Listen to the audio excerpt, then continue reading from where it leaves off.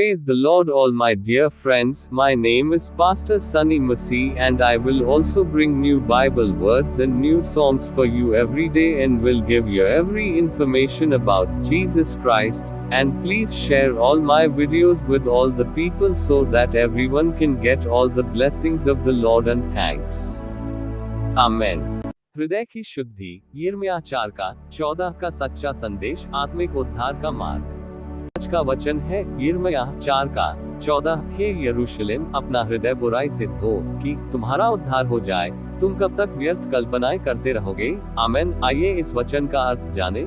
इस वचन का अर्थ यह है कि यिर्मयाह नबी यरूशलेम के निवासियों को उनके पापों और बुराइयों से चेतावनी दे रहे हैं। वे उनसे अपील कर रहे हैं कि वे अपने दिलों को शुद्ध करें और बुरे विचारों और कार्यों से दूर रहें, ताकि वे परमेश्वर के द्वारा प्रदान किए गए उद्धार को प्राप्त कर सकें।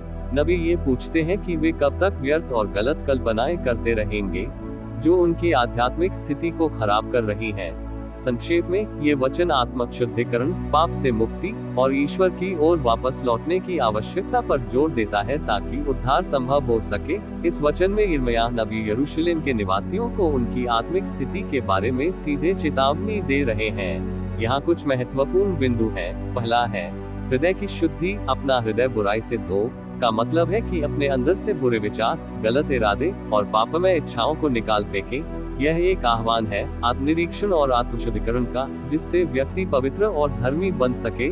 दूसरा है उद्धार की आवश्यकता, कि तुम्हारा उद्धार हो जाए का मतलब है कि इस शुद्धिकरण की प्रक्रिया से ही वे परमेश्वर के उद्धार को प्राप्त कर सकते हैं। उद्धार का मतलब यहाँ मोक्ष, सुरक्षा और ईश्वर की कृपा प्राप्त करना है। तीसरा है व्यर्थ कल्पनाएं। तुम कब तक व्यर्थ कल्पनाएं करते रहोगे? इस प्रश्न के माध्यम से नबी यरूशलेम के निवासियों को उनके निरर्थक और पापमय विचारों और कार्यों पर ध्यान देने के लिए प्रेरित कर रहे हैं। वे कह रहे हैं कि इन व्यर्थ की कल्पनाओं और बुराइयों को छोड़कर सही मार्ग पर चलना चाहिए।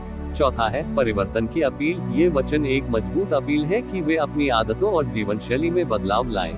ये केवल बाहरी आचरण का सुधार नहीं है, बल्कि हृदय और मन की गहराई में परिवर्तन की मांग है। इस प्रकार यिर्मयाह 4:14 का संदेश आत्मशुद्धि, पापों से मुक्ति और ईश्वर की ओर लौटने का है।